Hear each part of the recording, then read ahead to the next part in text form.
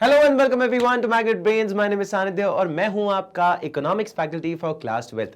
तो बेटा KG1 से लेकर 12 तक की कोई भी वीडियोस देखने के लिए आप मैग्नेट ब्रेन्स चैनल को सब्सक्राइब कर सकते हैं, जहां पे सारी की सारी वीडियोस आपको मिल जाती है निःशुल्क, एकदम फॉर फ्री। तो आई विश यू कि आप सब लोग आए, आप देखें वीडियोस एंड मैक्सिमम से मैक्सिमम मार्क्स स्कोर करें। आज एक और हमारा बहुत इंपॉर्टेंट टॉपिक आ जाता है जिसको हम पढ़ते हैं रेवेन्यू फिस्कल या प्राइमरी डेफिसिट। कि रेवेन्यू डेफिसिट क्या होता है, फिस्कल डेफिसिट क्या होता है, प्राइमरी डेफिसिट क्या होता है, इन सब के बारे में आज डिस्कशन करने वाले हैं। ठीक है, एक और इंपॉर्टेंट पार्ट है काफी गवर्नमेंट बजट एंड इकोनॉमी का, जो कि काफी सारे तरह से आप क्वेश्चंस भी लेके आता है। मतलब ये समझना बहुत जरूरी है कि आपने ये तो बात करी, अभी तक ये सब समझ लिया कि कितना पैसा आ रहा है, कितना पैसा जा रहा है, इनकम किन किन सोर्सेज से है, एक्सपेंसेस किन किन सोर्सेज से, आपने हर वो बात समझ ली। लेकिन एक बात समझना मुश्किल हो जाता है कि भैया खर्चे भी हो रहे हैं, इनकम भी हो रही है, अब कमी है कि सरप्लस है, क्या है वो अपन को समझना पड़ेगा यहाँ पे। ठीक है, तो आइए जरा समझते हैं कि revenue fiscal and primary deficit मतलब बजट डेफिसिट क्या बोलता है। क्लियर, चलिएगा जरा देखते हैं। Measures of government deficit. बेटा डेफिसिट क्या होता है? डेफिसिट एक बेसिकली कमी बताता है। क्या? कमी। डेफिसिट मतलब एक कमी बताता है। कमी मतलब क्या? किसी भी चीज की कमी हो सकता है ना, जैसे बोलते हैं ना आयरन डेफिशिएंसी। आयरन डेफिशिएंसी मतलब क्या? कि आपकी बॉडी में आयरन की कमी है। विटामिन डेफिशिएंसी कि आपके बॉडी में विटामिन की डेफिशिएंसी है, कमी है। आपके बॉडी में मैग्नीशियम की कमी है, पोटेशियम की कमी है, जिंक की कमी है। ऐसे कई सारे आपके जो अंदर एलिमेंट्स होते हैं, कई बार उसकी कमी होने के कारण आपको डॉक्टर जो है प्रिस्क्राइब करता है कि लो, ये लो दवाई लो, और दवाई जाके लो अपने बॉडी में इस पूरे विटामिन या जिंक या आयरन को आप जो है कंज्यूम करिए, जिससे आपकी बॉडी का जो बैलेंस है ना वो बना रहे। तो हमारे घर में भी अगर मान लीजिए ऐसी प्रॉब्लम आए जहां पे वो सरप्लस की जगह डेफिसिट हो जाए, कमी मतलब कर्जे हो जाएं, या फिर मान लीजिए आपके खर्चे ज्यादा हो जाएं आपकी इनकम से, तो उस कमी को भी पूरा करना पड़ेगा ना, या समझना तो पड़ेगा ना कि वो कमी आई कैसे, हुआ कैसे खर्चा इतना ज्यादा। वो सारी बातें हम यहां पर समझते हैं। तो गवर्नमेंट डेफिसिट भी वही डेफिसिट बताता है कि जहां पे खर्चे ज्यादा हो जाएं आपकी इनकम से। Budget deficit, budget deficit is defined as the excess of total estimated expenditure over total estimated revenue। कि जो अनुमान लगाया था कि जितने एक्सपेंडिचर्स होंगे उससे ज्यादा, मतलब एक्सपेंसेस ज्यादा हुए किससे? आपके रेवेन्यू से। रेवेन्यू से आपके एक्सपेंसेस ज्यादा हो गए, मतलब खर्चे ज्यादा हो गए आपके रेवेन्यू से। खर्चे ज्यादा हो गए आपके रेवेन्यू से, कि खर्चे ज्यादा है revenue come. May be like 100 crore के खर्चे, 80 करोड़ की इनकम, तो 20 करोड़ क्या हुआ आपका? 20 करोड़ आपका डेफिसिट हो गया, मतलब कमी दिखा रहा है किसी चीज की। मतलब आपने कमाया नहीं वो पैसा जो कि आपने ये बेसिकली कर्जा बना लिया, उसका एक तरह का कर्जा बना लिया, कमी लेके आ गए आप। अब यहां पे ना तीन तरह की चीजें अपन को पढ़ने को मिलती है। क्या तीन तरह की चीजें होती हैं? बजट डेफिसिट क्या होता है बेटा? बजट डेफिसिट बजट डेफिसिट जो है हमें तीन तरह की चीजें बताता है। देखो बजट डेफिसिट जो है वो तीन तरह की चीजें बताता है। तीन तरह की क्या? एक होती है रेवेन्यू डेफिसिट, रेवेन्यू डेफिसिट बताता है। फिर एक होता है फिस्कल डेफिसिट, और एक होता है आपका प्राइमरी डेफिसिट। ये तीन तरह के आपके डेफिसिट्स के बारे में हमें पढ़ना है। What is a revenue deficit, how is it calculated, what is a fiscal deficit, how is it calculated, what is a primary deficit and how it is calculated।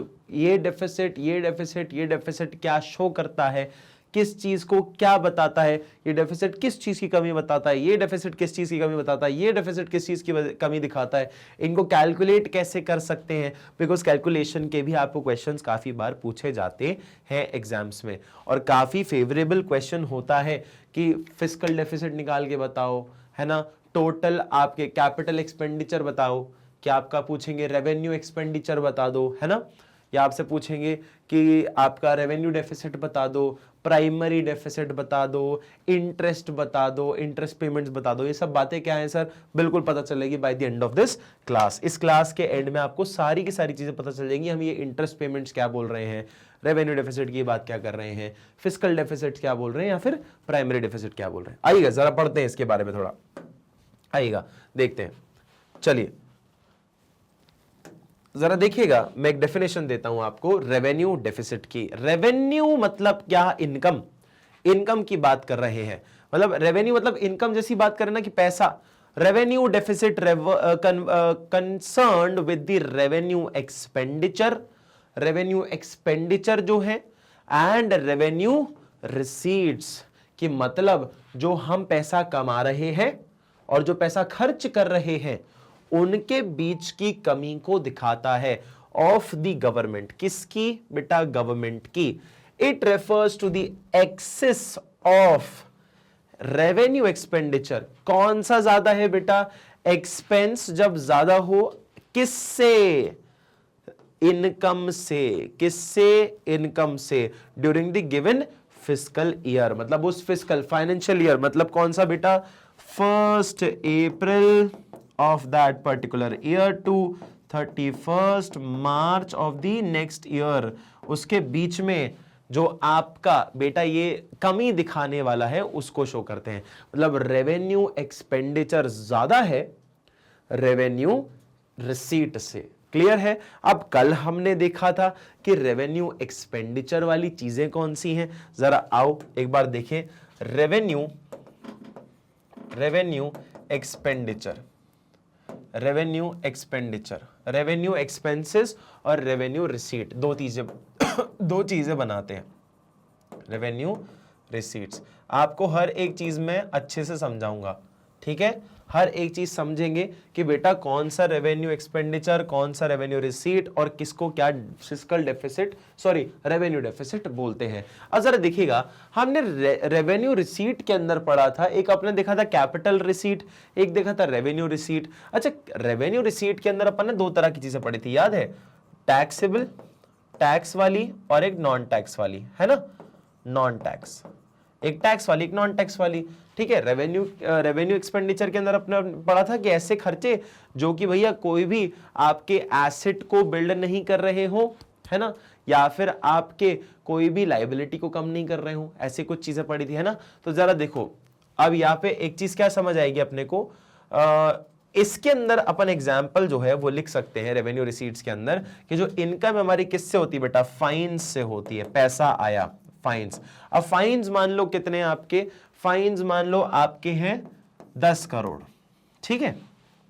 Fees क्या होगा, रजिस्ट्रेशन फीस होती है, passport बनवाते हो, pan card बनवाते हो, वो सब बनवाते हो, टोटल कितना हो गया, वो भी 10 करोड़ मान, चलो 20 करोड़ मान लो इसको, लो 20 करोड़ मान लो, है ना, 20 करोड़ मान लिया। फिर उसके बाद आपके जो है बेटा मान लो इनकम टैक्स से आया, तो इनकम टैक्स से और जीएसटी से मिला के, मतलब इनकम एंड जीएसटी से मिला के, इनकम टैक्स से मिला के और इनकम इससे जीएसटी से मिला के टोटल पैसा आया आपका कितना, मान लीजिए आपका आया 50 करोड़। कितना आया, 50 करोड़। बेटा टोटल कितनी आ गई रेवेन्यू रिसीट्स आपकी, 80 करोड़। कितनी आ गई, 80 करोड़। 80 करोड़ आ गई, हाँ या ना। देखो ये आपकी इनकम हो गई, लेकिन क्या हुआ, government employees salary, government employee की सैलरी पता है कितनी थी, 50 करोड़। कितनी थी, 50 करोड़। गवर्नमेंट अंडरटेकिंग्स को, पीएसयूज को चलाने के लिए, गवर्नमेंट अंडरटेकिंग्स को चलाने के लिए जो खर्चा लग रहा था, रोज जो खर्चे हो रहे थे वो थे कुछ 60 करोड़ के। कितने के, 60 करोड़ के। कितना हो गया बेटा, 110 करोड़, हाँ या ना। अब क्या हो रहा है, हमने कमाया कितना, 80 करोड़, खर्चा कितना किया, 110 करोड़। तो रेवेन्यू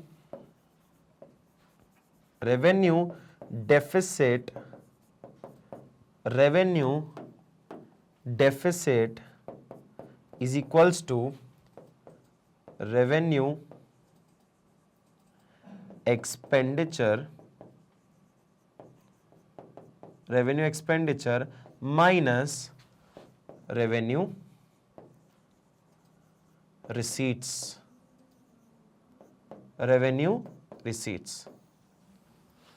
क्या बेटा, क्या बताया इसमें अपन ने कि देखो revenue deficit is equals to revenue expenditure minus revenue receipts. मतलब बेटा इस कॉलम में मैं आपको बता देता हूं, इस कॉलम में थोड़ा सा समझा देता हूं कि इसको अपन ने कैसे बनाया। इधर देखो, यहां तक मैंने इसको ये बना दिया। अब इसको सॉल्व करने के लिए ऊपर हल्के से कॉलम में बता रहा हूं रेवेन्यू डेफिसिट क्या है अपना।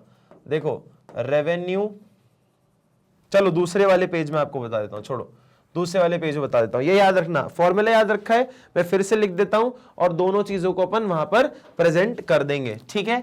अब देखो जरा, revenue deficit is equals to revenue expenditure minus revenue receipts,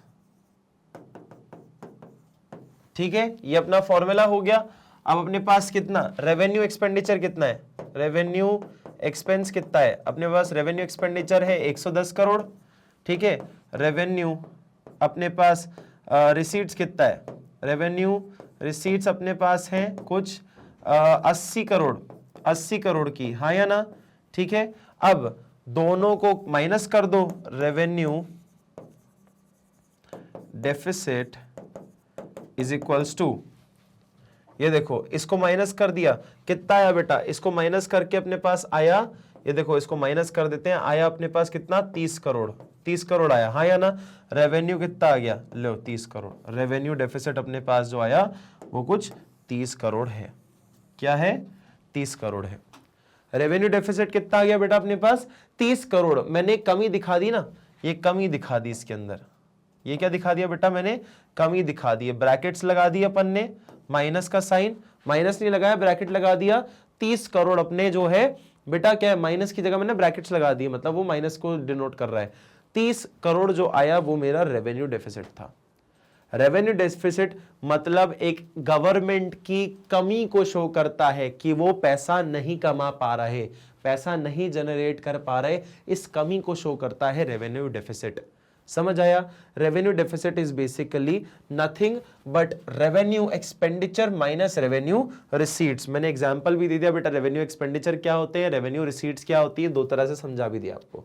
इसमें भी डायरेक्ट और इनडायरेक्ट होता है, वो मैं आपको पिछली क्लासेस में समझा चुका हूं। क्लियर है बेटा, समझ आया। ये एग्जाम्पल चाहो तो एक बार नोट करना चाहो तो नोट कर लो, है ना। एग्जाम्पल चाहो नोट करना चाहो तो नोट कर लो, ठीक है। चलिए अब चलते हैं नेक्स्ट पॉइंट पे आते हैं बेटा। नेक्स्ट पॉइंट पे देखते हैं, ये देखो आपके सामने फॉर्मूला है, revenue deficit is equals to, revenue deficit क्या बोलता है, revenue expenditure minus revenue receipts.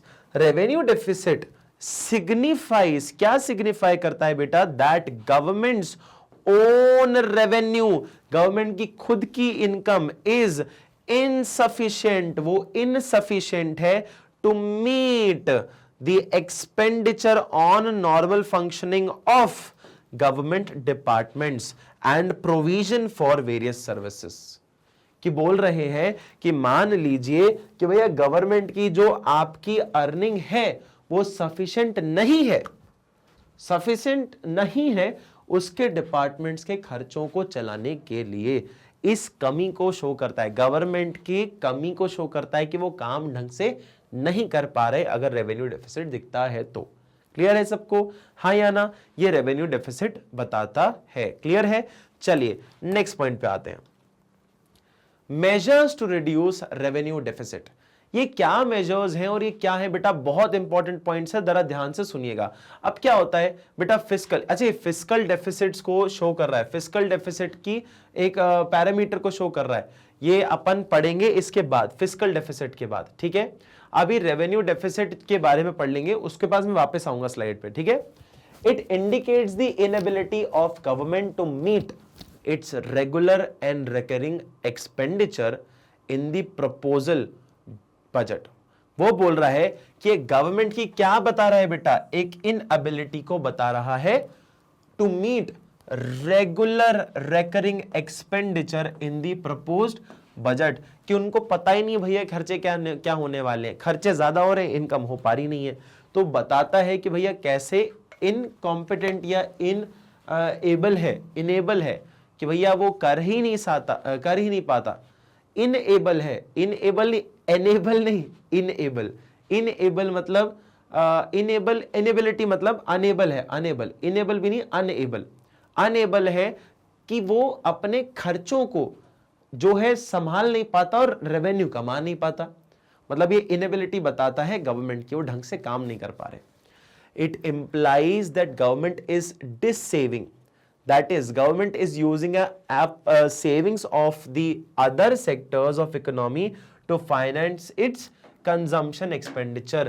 अब क्या बोल रहा है, वो बोल रहा है कि भैया it implies that government is dissaving. Government dissaving कर रहा है, that is government is using up savings. Government जो है अपनी savings use कर रहा है of other sectors of the economy, दूसरे other sectors से to finance its consumption expenditure, कि खर्चे तो हो नहीं रहे कम, खर्चे तो कम हो नहीं रहे, तो उस चीज को कंपनसेट करने के लिए आप अदर डिपार्टमेंट्स की फ्रॉम द इकोनॉमी उसकी सेविंग्स को आप मीट करते हो कि भैया ये जो खर्चे हो रहे हैं ना इसको जरा कंपनसेट करो, इन्हें कंपनसेट करो। मतलब कमी दिखा रहा है ये एक तरह से। अब जैसे देखो एक बहुत बड़ा स्कैम चलता है यार, अब देखो ना बहुत बड़ा स्कैम चलता है कि हमारे यहाँ पे प्रॉब्लम क्या है बेटा, अपने यहाँ पे प्रॉब्लम ये कि हमें जो भी आप दे दो नो कॉस्ट ईएमआई पे, नो कॉस्ट ईएमआई पे चीजें दे दो, हमें लगता है भाई हम तो सब खरीद सकते हैं।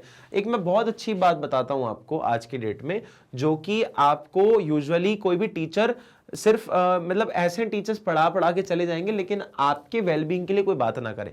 जैसे मैं आपको एक बताता हूं, जैसे कभी भी कोई इंसान कमाना चालू करता है, स्पेशली हमारी एज में, मैं खुद 22 साल का हूं, I am just 22 years old, लेकिन हमारी एज में ना एक सबसे अट्रैक्टिव पार्ट होता है जब हम लोग कमाने लग जाते हैं, तो सबसे अट्रैक्टिव पार्ट ये होता है कि हमें हर जगह पे बहुत सारे अट्रैक्टिव बैनर्स दिखते हैं कि मान लीजिए 3129 रुपीज से चालू है ईएमआईज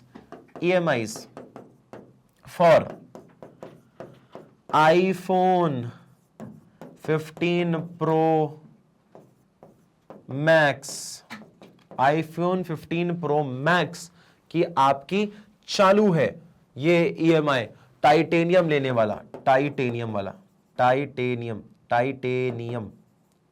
वाला जो है, जो भी नया आया रहा भैया, इसकी ईएमआई चालू है 3100 मतलब 30 रुपए मान लो या ऐसी कोई रेट होगी, उससे चालू है और ईएमआई जो है आपको देनी होगी, और उसके अंदर आपको 2 साल की ईएमआई है, कितने 24 महीने की बात करता है, 24 मंथ्स। ये नो कॉस्ट ईएमआई तो हो नहीं सकती, इस पे कोई इंटरेस्ट तो लेगा, ऑब्वियस सी बात है। नो कॉस्ट ईएमआई बोलेगा या तो 9 महीने की ले लो, 9 मंथ्स की ले लो, या आप ले लो 6 की या ले लो 12 की, नो कॉस्ट ईएमआई है ना। उसके बाद तो आपको ब्याज लग जाता है। तो सर हमारा क्या नुकसान है, जितना हमको वैसे देना है उतना हमको ऐसे देना है, कि मुझे अगर कोई भी फोन खरीदना है तो सर वैसे भी तो 60,000 देने ही थे ना, वैसे भी 80,000 तो देने ही थे, लो ऐसे ही दे देंगे टुकड़ों में, क्या फर्क पड़ता है, हम तो भैया स्मार्ट है, दुनिया बेवकूफ है। नहीं बेटा, बेवकूफ बन रहे हैं अपन लोग, है ना। जो इतनी बड़ी बड़ी फाइनेंसिंग कंपनी है, इनको क्या फायदा है, 3,130 रुपए देकर, अगर मान लो मैं दुकानदार हूं या तुम दुकानदार हो, एक छोटी सी बात समझना, तुम दुकानदार हो या मैं दुकानदार हूं, तो बेटा तुमने ये पैसा जो है टुकड़े में कोई दे रहा है, और एक बार तुम्हें इकट्ठा पैसा आ जाता है, तो किस में फायदा है, तुम्हें तो लगेगा ना भैया मेरे को लाख रुपए एक साथ दे दो, ये 3-3 हजार रुपए करके 24 महीने में क्यों लौटा रहे हो, तुम्हें क्या फायदा इस बात का।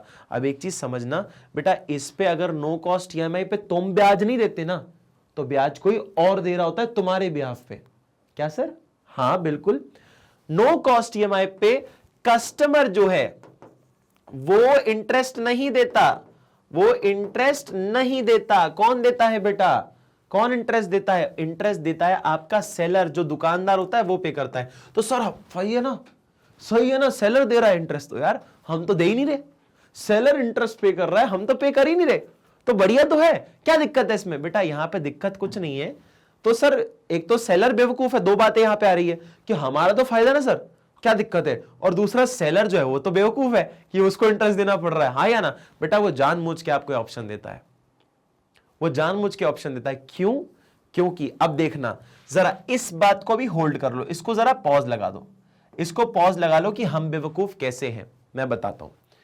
अब जरा देखो, यहां पे दो कैटेगरी दे रहा हूं। एक फोन है आपका इधर, इस पे लिखिए प्राइस 1,20,000, है ना? इस पे लिखिए प्राइस 1,20,000। कितने लोग खरीद पा रहे हैं इसको पूरे भोपाल में या पूरे इंडिया में? मान लो कि एक मार्केट में सिर्फ मात्र कितने खरीद पा रहे हैं लोग बेटा? 10 लोग आते हैं और लेकर चले जाते हैं। एक मार्केट में सिर्फ 10 लोग आकर लेकर चले जाते हैं। समझ आया? हाँ या ना? कितनी हुई सेल्स? कितनी हुई? 12 लाख रुपए सेल्स हो गई, हाँ या ना? 12 लाख रुपए सेल्स हो गई। अब दूसरा ऑप्शन, डिस्प्ले में ऐसा लिखा हुआ है कि सेम फोन है, इसकी प्राइस जो है ये लो, EMI starting from this. Price नहीं देखी तुमने, प्राइस नहीं देखी तुमने, तुमने क्या देखा? EMI स्टार्टिंग फ्रॉम 3,129, जो है तुम्हारे 300 मतलब 3,000 जो है 129 रुपए, 3,129 रुपीज से EMI चालू है। कितने लोग खरीदने आएंगे बेटा? इस चीज को कितने लोग मंथली अफोर्ड कर सकते हैं? बहुत लोग। इनकी सेल्स क्या हो गई? अब 1000 लोग खरीदने आ गए। कितने लोग खरीदने आ गए बेटा? 1000 लोग खरीदने आ गए। कितने लोग खरीदने आ गए? 1000 लोग खरीदने आ गए। अब इसका इंटरेस्ट अगर सेलर को पे करना भी पड़ रहा है तो क्या दिक्कत है? सेल्स देखो ना कितनी बूस्ट हो गई। जो वो सिर्फ 12 लाख रुपए कमाता है एक महीने में, वो आज वो कितना पैसा कमाएगा तुम सोच लो। 1,20,000 का प्रोडक्ट 1000 प्रोडक्ट बेचेगा एक महीने के अंदर, भले उसका पैसा अगले 24 महीने में उसके पास लौटे, तो आप देखो उसका ब्याज कौन दे रहा है? मतलब पेमेंट तो चलो हो जाएगी, जो भी है उसका पैसा उसको मान लो देर से मिल रहा है, उसका इंटरेस्ट पे भी करना पड़ रहा है, तो क्या दिक्कत है? ऐसे 12 लाख रुपए की सेल्स है और यहां करोड़ों की, यहां करोड़ों की। तो सर फायदा तो हो गया ना, हाँ या ना? सही बात है कि नहीं? बिल्कुल फायदा हो गया ना बेटा, क्या दिक्कत है? बिल्कुल फायदा हो गया। फिर सर हम कैसे बेवकूफ है, हमारा तो रोल ही नहीं आ रहा ना। अब दूसरी बात समझो, क्रेडिट कार्ड्स को फायदा इस पर नहीं होता कि जो आपको नो कॉस्ट EMI दे रहे हैं, इस पर फायदा नहीं होता उनको, पर इनमें से ना कुछ लोगों पे फायदा हो जाता है। कैसे सर? 3,129 रुपए की EMI आ रही है, 3,129 रुपए की EMI आ रही है, और ये EMI जो है वो आप अगले 24 महीने में, 24 मंथ के अंदर आप सेटल डाउन कर रहे हो। क्या कर रहे हो? 24 महीने के अंदर सेटल डाउन कर रहे हो, ठीक है? 24 महीने में इतने रुपए लौटाने, तो जाके आपकी, मान लो ये रफ नंबर ले रहा हूं मैं, कुछ ना रफ नंबर ले रहा हूं, सेम नंबर चल रहा है स्टार्टिंग से, इसलिए ये नंबर ले रहा हूं, इसमें कोई ऐसा है नहीं कि इसी नंबर से चालू होती है वो। अब जरा देखो 24 महीने तक मैं पे करूंगा।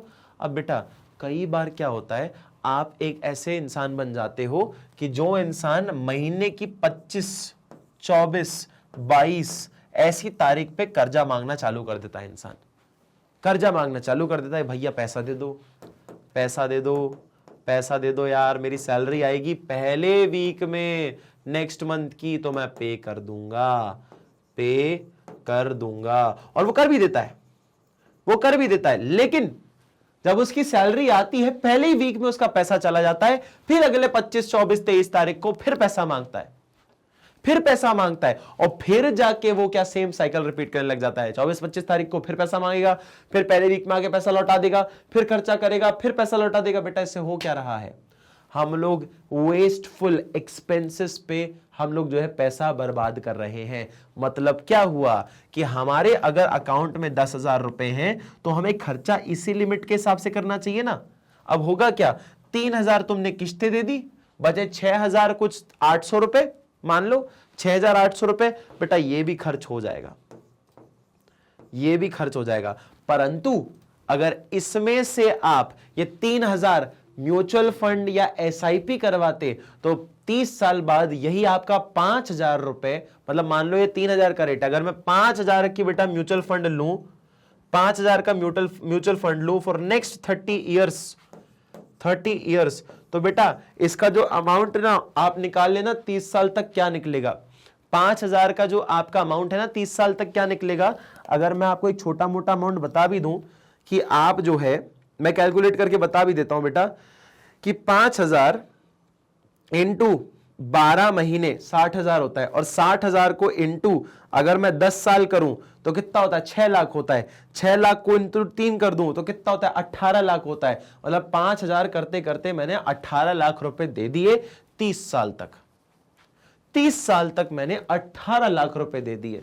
पर जो मेरा कॉर्पस बनेगा ना इसके ऊपर, और जो मैं इसके ऊपर जो कंपाउंडिंग इंटरेस्ट लूंगा, पैसे के ऊपर पैसा, इंटरेस्ट के ऊपर इंटरेस्ट, बेटा ये मुझे 1 करोड़, मतलब मैंने लगाया कितना? 18 लाख रुपए कायदे से, 60,000 रुपए मैं साल दे रहा हूं, 6 लाख रुपए 10 साल में दूंगा, और उसके साथ साथ अगले 3 सालों में मान लो मैं कुछ 18 लाख रुपए देने वाला हूं इन्वेस्टमेंट, और मेरे को 30 साल बेटा पता है कितना कितना मिलेगा? मान लो 1 करोड़ 1.5 करोड़ के आसपास।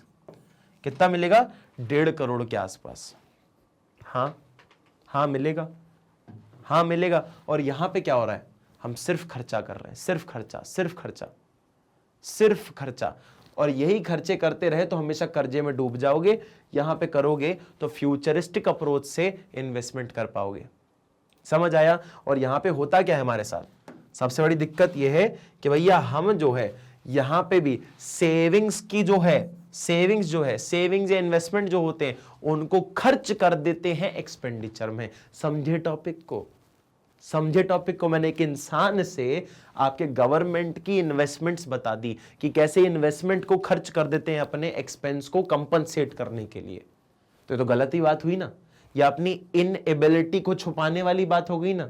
हाँ या ना? सही बात है कि नहीं? तो बेटा मतलब ये बात हो जाती है कि कर्जा होने लग जाता है, खराब बात है।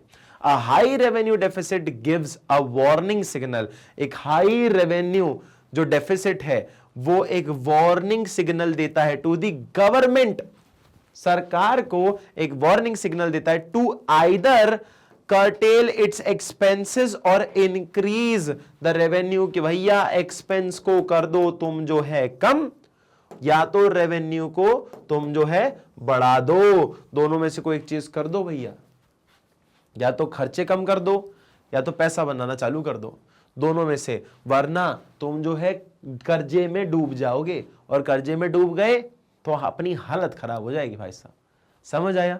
समझ आया? ये चीज बताता है हमारा रेवेन्यू डेफिसिट। रेवेन्यू डेफिसिट ये बताता है कि हमारी इनएबिलिटी, हमारी नहीं मतलब गवर्नमेंट की इनएबिलिटी बताता है कि वो खर्चे रोक नहीं पा रहे और कमा तो पा ही नहीं रहे ढंग से कि वो खर्चों को कंपनसेट कर सके। समझ आया? जो कि अच्छी बात नहीं है। क्लियर? फिर आते हैं अपन जो है ways to calculate fiscal deficit. अच्छा बेटा फिस्कल डेफिसिट क्या है जरा समझो। फिस्कल डेफिसिट में का मतलब होता है, फिस्कल डेफिसिट का मतलब होता है, चलो मैं बताता हूं। फिस्कल डेफिसिट, फिस्कल डेफिसिट अभी हमने पढ़ा था रेवेन्यू डेफिसिट में कि जितने भी रेवेन्यू एक्सपेंडिचर्स हैं और जितने भी हमारे रेवेन्यू आपने रेवेन्यू डेफिसिट है और जितने भी हमारे रेवेन्यू एक्सपेंडिचर है उसके बीच का डिफरेंस जो है, रेवेन्यू एक्सपेंडिचर रेवेन्यू रिसीट्स के बीच का जो डिफरेंस है उसे रेवेन्यू डेफिसिट बोलते हैं। फिस्कल डेफिसिट क्या होता है जरा आप लोग एक बार सोच सकते हैं? बताओ जरा, क्या आप लोग सोच सकते हो क्या? तो बेटा फिस्कल डेफिसिट अपन रेवेन्यू डेफिसिट में समझा revenue expenditure minus revenue receipts, इसके अंदर समझा। अब यहां पे देखो फिस्कल डेफिसिट में आते हैं टोटल एक्सपेंडिचर और minus total receipts excluding borrowings. Sir why excluding borrowings? बताएंगे बेटा, आप जरा वेट करें, मैं बताता हूं। पहले इसको समझ लो फिस्कल डेफिसिट में अंदर ये कैसे हम समझ रहे हैं, टोटल एक्सपेंडिचर माइनस टोटल आपकी रिसीट्स एक्सक्लूडिंग बोरोइंग्स। अब जरा समझना मेरी बात, मैं आपको बड़ा अच्छे तरीके से समझाऊंगा। अब टोटल एक्सपेंडिचर और टोटल रिसीट्स मतलब इसमें रेवेन्यू रिसीट्स और कैपिटल रिसीट्स भी हैं, ऐसा नहीं है, इसमें टोटल रिसीट्स और कैपिटल रिसीट्स भी है बेटा, दोनों है इसमें, सॉरी रेवेन्यू रिसीट्स और कैपिटल रिसीट्स भी है इसमें, आपके रेवेन्यू एक्सपेंडिचर और कैपिटल एक्सपेंडिचर भी है, मतलब दोनों ही आपके पास चीजें मिल जाएंगी। दोनों ही चीजें यहां पे आपको मिल जाएंगी। तो बेटा ये क्या हुआ, total expenditure minus total receipts. अब क्या होगा, जितना भी आपका टोटल खर्चा आया है, मान लो XYZ अमाउंट, XYZ अमाउंट नहीं ले लेते ना कोई सा अमाउंट, मान लो 100 करोड़ रुपए आपका खर्चा था, 100 करोड़ नहीं, थोड़ा सा विगरस अमाउंट ले लेते हैं, चलो 500 करोड़ आपका खर्चा था, और आपकी जो इनकम हुई है, जो रेवेन्यू है, जो रेवेन्यू टोटल रिसीट्स हैं आपकी, बेसिकली जो इनकम है, वो इनकम हुई है आपकी मान लो 300 करोड़। कितनी हुई है, 300 करोड़। अब 300 करोड़ आपने कमाए, 500 करोड़ आपने खर्च किए। टोटल खर्चे, पहले अपन रेवेन्यू एक्सपेंडिचर की बात कर रहे थे। रेवेन्यू एक्सपेंडिचर क्या होता है, रेवेन्यू एक्सपेंडिचर मतलब गवर्नमेंट एम्प्लॉय की सैलरी देना। कैपिटल एक्सपेंडिचर क्या हुआ, मेट्रो बना दी भाई साहब, मेट्रो बना दी, मेट्रो बना दी, ठीक है। अब देखो जरा, मेट्रो बना दी तो होगा क्या, मेट्रो बना दी तो अपन ने समझ आया कि इससे हम ये चीज समझ पाए कि यहां पर खर्चे कुछ ज्यादा ही हो रहे हैं और इनकम हो नहीं पा रही। तो हमने देखा, नोटिस किया कि भैया दोनों के अंदर खर्चे कितने ज्यादा हो गए हमारे, कुछ 200 करोड़ रुपए ज्यादा हो गए, उससे ही फिस्कल डेफिसिट कहा जाता है। फिस्कल डेफिसिट उसे ही कहा जाता है कि 200 करोड़ रुपए हमारे को ज्यादा खर्च हो गए, जिसे ही हम फिस्कल डेफिसिट कहते हैं। क्लियर है बेटा, समझ आया, जिसे ही हम फिस्कल डेफिसिट भी कहते हैं। जरा देखो इसको, समझ आया एक बार आपको फॉर्मूला, ठीक है बेटा। अब मैं आपको एक और कुछ तरह के फॉर्मूलेस बता देता हूं, जिसमें ना एग्जाम में कई तरह के आपके पास डेटाज होते हैं, उन डेटाज के बेसिस पे आपको सॉल्व करना होता है, ठीक है। तो बेटा फिस्कल डेफिसिट हम लोग कितनी तरह से निकाल सकते हैं, अभी मैंने आपको एक तो बता ही दिया, ठीक है। यहां पे मैं फिस्कल डेफिसिट लिख रहा हूं, अब जरा देखते जाना। एक तरीका जो अपन ने पढ़ा भी वही मैं लिखता हूं, fiscal deficit is equals to total expenditure, expenditure minus total receipts excluding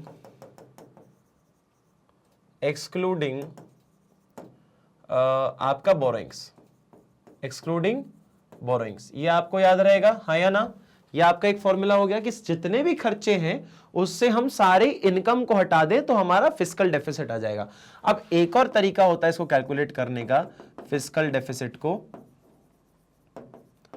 अब देखो ना, यही है टोटल एक्सपेंडिचर, मतलब क्या, revenue expenditure, revenue expense plus capital expenditure, हाँ या ना। तो दोनों को आपने ऐड कर दिया, ठीक है। कई बार होगा टोटल एक्सपेंडिचर नहीं दे रहे तो इन दोनों नाम से दे देंगे, revenue expenditure plus capital expenditure minus आपका कितना होगा, revenue receipts plus capital receipt excluding borings भाई साहब, बोरिंग्स हटा दो, एक्सक्लूडिंग बोरिंग्स, हाँ या ना। ये हटा देना, बोरिंग्स आपका हर जगह हटने वाली है, ठीक है। फिर आता है एक और आपका फॉर्मूला। सर कितने बेटा, बातें सेम ही कही जा रही हैं अलग अलग तरीके से बस, ठीक है। एक और है, fiscal deficit is equals to, देखो, revenue expenditure minus revenue receipt. Sir ये तो हो गया ना सर, रेवेन्यू डेफिसिट हो गया। हाँ बेटा, रेवेन्यू डेफिसिट ही है। ये देखो क्या आ गया, इसके नीचे क्या हो गया, ये देखो रेवेन्यू डेफिसिट है ये, ठीक है बेटा। ये पता नहीं थोड़ा पेन थोड़ा सा ऐसे कर रहा है, समझ जाना है, रेवेन्यू डेफिसिट है। प्लस सर प्लस क्यों आ गया, बताता हूं। देखो, capital expenditure minus capital receipts excluding borrowings. अब जरा देखो क्या बोल रहे हैं बेटा, यहां पे क्या हो गया, यही तो अपना कैपिटल रिसीट होता है कि एक्सपेंडिचर माइनस कर दो रिसीट से, तो मतलब रेवेन्यू डेफिसिट आ गया, प्लस कैपिटल डेफिसिट। बेटा ऐसी नाम की कोई चीज होती नहीं है, लेकिन जो है आप जो है समझ सकते हो इस क्वेश्चन के हिसाब से कि दोनों को निकाल लो तो भी आपका ये ऐसा आ जाएगा। समझ आया? Revenue deficit plus capital deficit. Clear है? और एक और तरह से निकाल सकते हो कि भैया अगर कुछ भी ना हो तो सेम यही फॉर्मूला होगा, ज्यादा कुछ अंतर नहीं है, बस उसमें नाम चेंज हो जाता है। Fiscal deficit is equals to revenue deficit. Revenue deficit मतलब ये वाला पार्ट, ठीक है, plus capital expenditure minus capital receipts excluding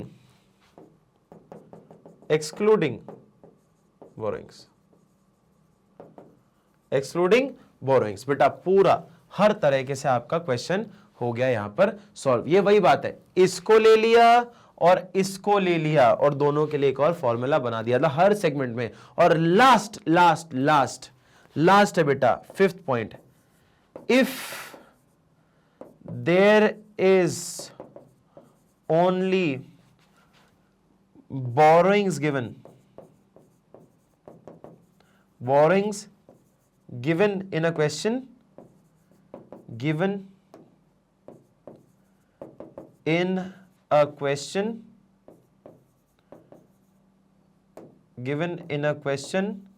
then borrowings is equal to fiscal deficit. क्या सर? हाँ, ये देखो लास्ट वाला, जो लास्ट है, ये फिफ्थ पॉइंट का लास्ट जो है ना, वो बता देता हूं क्या है। फिस्कल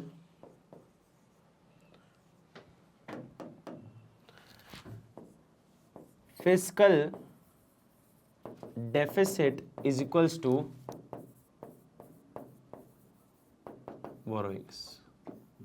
सर अभी तो एक्सक्लूड कर रहे थे बोरोइंग्स इतनी देर से, अभी तो बोरोइंग्स को एक्सक्लूड कर रहे थे इतनी देर से, अब जो है अभी तक तो इग्नोर मार रहे थे, अब जरूरत पड़ गई, बोल रहे हो फिस्कल डेफिसिट जो है वो आपकी बोरोइंग के बराबर है। कैसी बातें करते हो सर, क्या दोगलापन है ये? मतलब इतनी बड़ी बात कह दी। बेटा जरा बात समझो, डेफिसिट मतलब क्या? कमी। डेफिसिट मतलब क्या? कमी। अब जरा एक बात समझना, डेफिसिट मतलब क्या? डेफिसिट मतलब क्या? कमी, है ना? पहले चलो ठीक है, मैं ऐसे नहीं समझा रहा, तो मैं एक नॉर्मल एग्जांपल से समझाता हूं। चलो समझो कि मैं एक व्यक्ति हूं, या एक व्यक्ति है, मान लीजिए एक व्यक्ति है, इसका नाम है राम, इसका नाम है राम, नहीं रमेश है, मान लो रमेश, सुरेश रमेश है ना, रमेश इसका नाम है, ठीक है, रमेश है। अब रमेश के ऊपर ना कर्जा था, कर्जा था कितना? इसके ऊपर कर्जा था बेटा, कर्जा था अराउंड 1000 रुपए का। कितने का कर्जा था? 1000 रुपए का कर्जा था इसके ऊपर। कितने कर्जा था? 1000 रुपए कम थे, या कर्जा नहीं बोलो इसको, मान लो कि इसके पास कमी थी। किस चीज की कमी थी? या एक और, चलो और बेहतर तरीके समझो, आ जाओ। रमेश एक व्यक्ति है जिसने क्या किया बेटा, इसने ना जो है इसके पास जो पैसे थे, मान लो इसको एक प्रॉपर्टी खरीदनी थी, प्रॉपर्टी खरीदनी थी, कितने की? 10 लाख रुपए की। कितने की खरीदनी थी? 10 लाख रुपए की प्रॉपर्टी इसको खरीदनी थी। लेकिन इसकी इनकम से जो इसने पैसे बचाए ना, वो पैसे कितने बच पाए? सिर्फ 5 लाख रुपए बच पाए। कितने बच पाए? 5 लाख रुपए। तो 5 लाख उसने पे कर दिए, बचे कितने? 5 लाख। तो 5 लाख की इसके पास कमी थी, घर अपने नाम करवा लिया, लेकिन स्टिल नाम करवाने की वजह से इसके पास पैसे तो कम पड़ गए। अब क्या करेगा? तो ये डेफिसिट है, कमी दिखा रहा है ना। अब क्या हुआ, रमेश गया एक बैंक के पास गया और बैंक को बोला, सुनो मुझे चाहिए फटाक से लोन। क्या चाहिए मुझे? फटाक से लोन। बैंक बोलता कितने का? तो बोलता है मुझे चाहिए 5 लाख का। क्यों? हमसे 5 लाख आप बोरो क्यों कर रहे हो?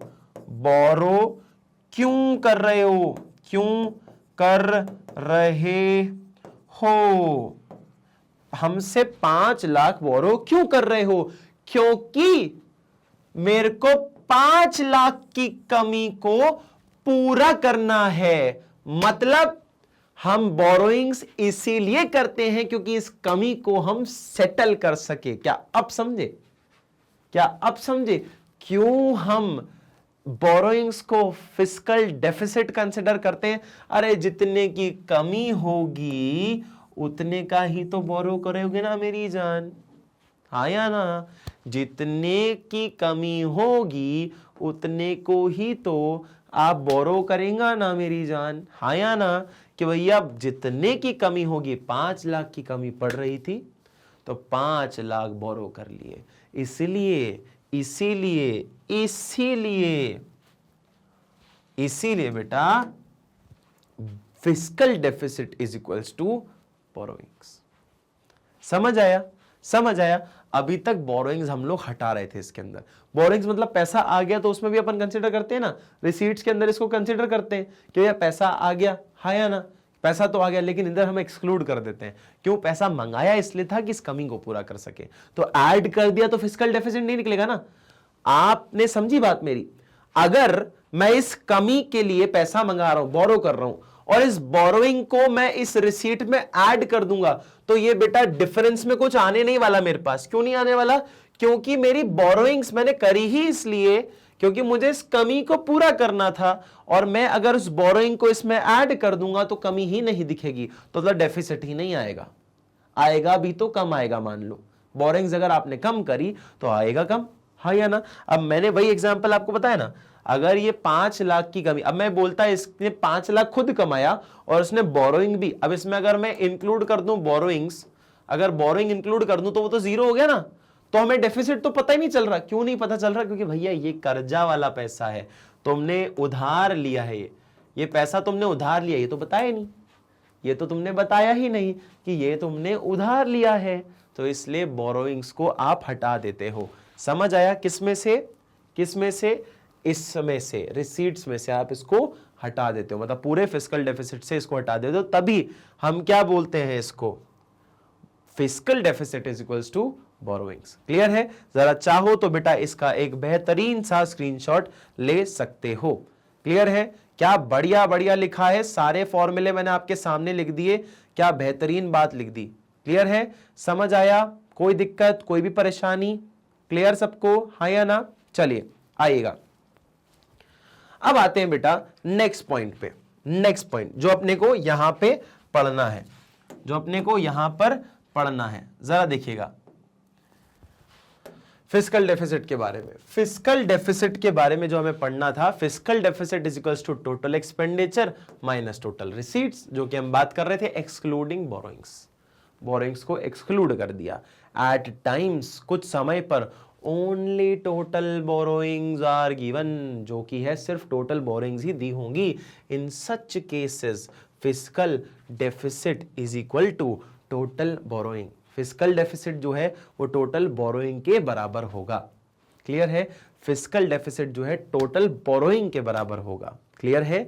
Now sources of finance fiscal deficit, कि भैया फिस्कल डेफिसिट को फाइनेंस करने के लिए क्या करने वाले हैं हम? जो है या तो बोरोइंग करेंगे, इसीलिए तो total borrowing is equals to deficit है। समझ आया ना? उस दिन अभी बताया मैंने तुमको कि बोरोइंग्स को बोरोइंग से कर सकते हैं, कुछ पैसा उधार ले लो, या फिर नई करेंसी को प्रिंट कर लो।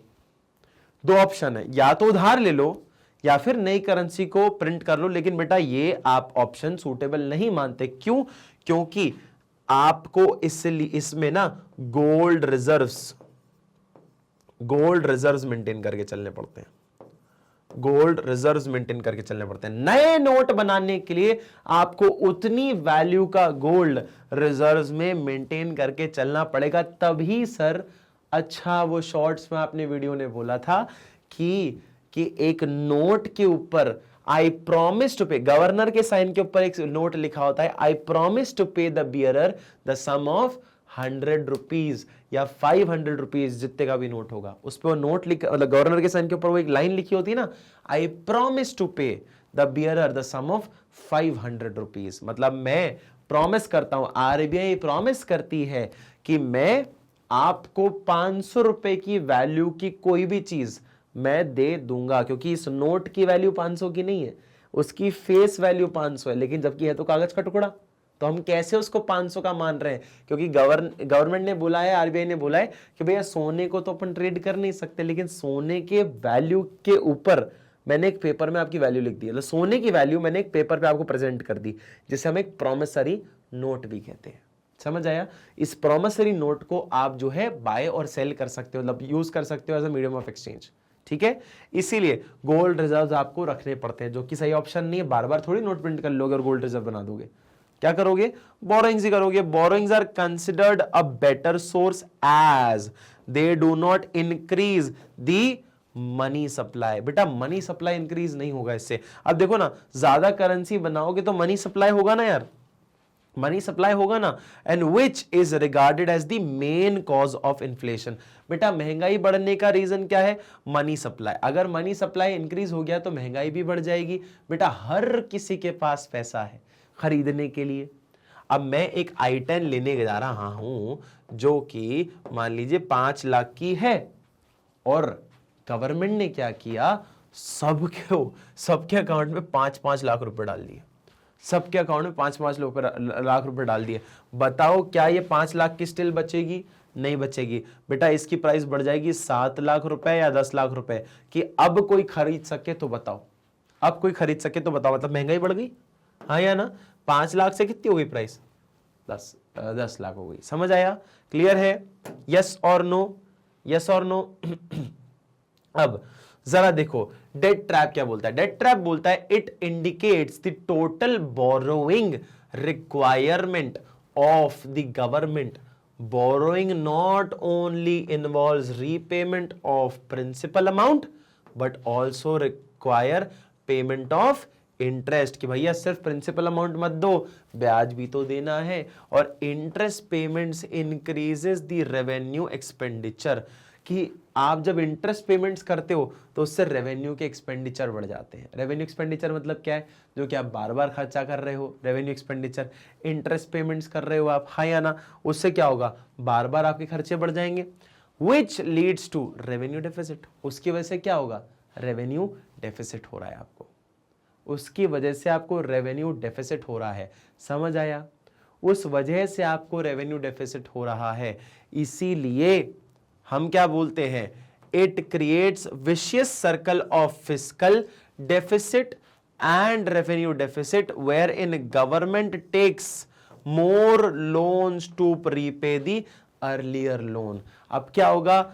पहले रेवेन्यू डेफिसिट बढ़ेगा तो उस वजह से फिस्कल डेफिसिट बढ़ेगा, फिर बोरोइंग लोगे, रेवेन्यू डेफिसिट को कम करोगे, फिर फिस्कल डेफिसिट, तो मतलब एक विशियस सा सर्कल बनता जा रहा है। आप एक लोन को चुकाने के लिए दूसरा लोन लेते जा रहे हो। As a result country is caught in a debt trap. Debt trap पे आ जाएंगे हम लोग। अब मैं आपको समझाता हूं और बेहतर भाषा में, और बेहतर भाषा में। ठीक है, ये इस वाले मैं पॉइंट पे आपको वापस लेके आने वाला था। अब डेट ट्रैप क्या होगा और उसके साथ इन्फ्लेशन, फॉरेन डिपेंडेंसी या हैम्पर्स दी ग्रोथ। अब जरा इस चार्ट से समझो हुआ क्या। जैसे कि आप बोल सकते हो श्रीलंका, पाकिस्तान, बांग्लादेश, ये कुछ ऐसे कंट्रीज हैं बेटा जहां से आप देख सकते हो ये काफी बड़े डेट ट्रैप का शिकार बने। ये काफी बड़े डेट ट्रैप का, किसका बेटा? Date trap. Debt trap. अच्छा डेट ट्रैप क्या है? डेट ट्रैप नॉर्मल भाषा में अगर मैं आपको बताऊं तो ये कर्जा या इंटरेस्ट इतना बढ़ जाना कि उससे कभी उभर ही ना पाए। डेट ट्रैप मतलब कर्जा इतना बढ़ जाना कि उससे कभी उभर ही ना पाए। कैसे सर? मैं बताता हूं। इनको डेट ट्रैप पे मेजरली फंसाया किसने? The one and only Hindi चीनी बाय बाय चाइना।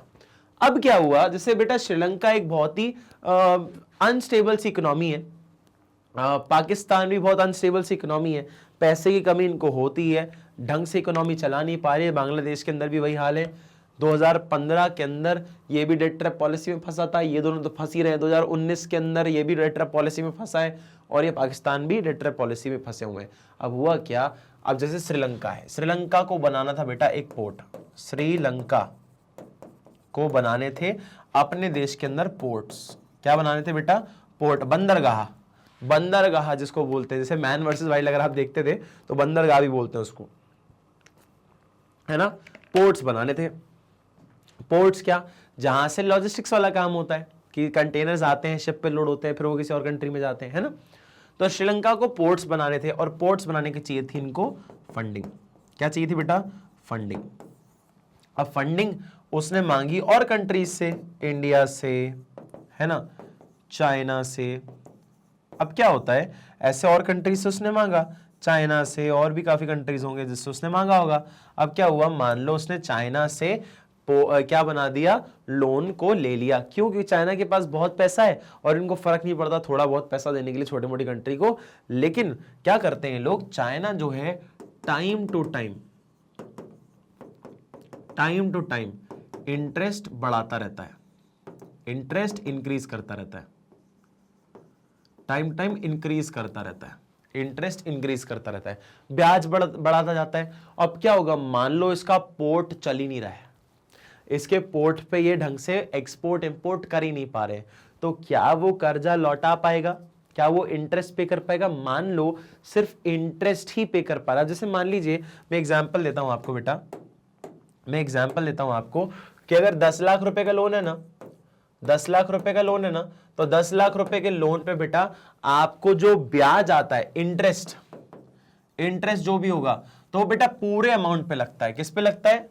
पूरे अमाउंट पे लगता है, प्रिंसिपल अमाउंट पे लगता है इंटरेस्ट। ऐसा नहीं है कि बेटा आपने जितने मंथली ईएमआई है, अगर मान लो ईएमआई आपकी है 15,000 रुपए, तो 15,000 रुपए के ऊपर इंटरेस्ट लग रहा है। नहीं बेटा, वो इंटरेस्ट लगता है किस पे? प्रिंसिपल अमाउंट पे लगता है। वो तो इंटरेस्ट जोड़ के आपको एक अमाउंट बता दिया जाता है कि आपको ईएमआई कितनी पड़ेगी, तो आपका प्रिंसिपल अमाउंट पे इंटरेस्ट पड़ता है। अब क्या होगा कि 15, जैसे एक 20 लाख रुपए का अगर लोन ले लें, 20 लाख रुपए के लोन पे मान लीजिए 30,000 की एक ईएमआई बनती है, ईएमआई बनती है 30,000 रुपए की, ईएमआई बनती है 30,000 रुपए की, जिसमें दो भाग अगर कर दूं तो एक होगा आपका 12,000 जो है आपका कैपिटल अमाउंट से कम होगा, मतलब इस 20 लाख से 12,000 रुपए हर किस्त पे कम होते जाएंगे, कैपिटल अमाउंट से लेस होगा। और ये क्या होगा, 30,000 में से बाकी के 18,000 क्या होगा बेटा? 18,000 जो होगा आपका वो होगा इंटरेस्ट। क्या होगा? इंटरेस्ट। अब यार ये 18,000 देख लेना यार, तुम पता नहीं क्या हो रहा है ये 18,000 देख लेना। 18,000 क्या होगा आपका? लेस ये इंटरेस्ट होगा। ये क्या होगा अमाउंट? इंटरेस्ट। 18,000 इंटरेस्ट दे रहे हो, 12,000 जो है कैपिटल अमाउंट से कम हो रहा है। 20 लाख से हर महीने 12,000 कम होगा, तभी तो नेक्स्ट 15 साल तक पे करते रह जाओगे, तभी तो नेक्स्ट साल तक पे करते चले जाओगे। मतलब हुआ क्या? मतलब कई बार होता है कि आपकी इनकम ही इतनी नहीं हो रही, आपकी इनकम ही कितनी हो रही है? सिर्फ 18,000 रुपए।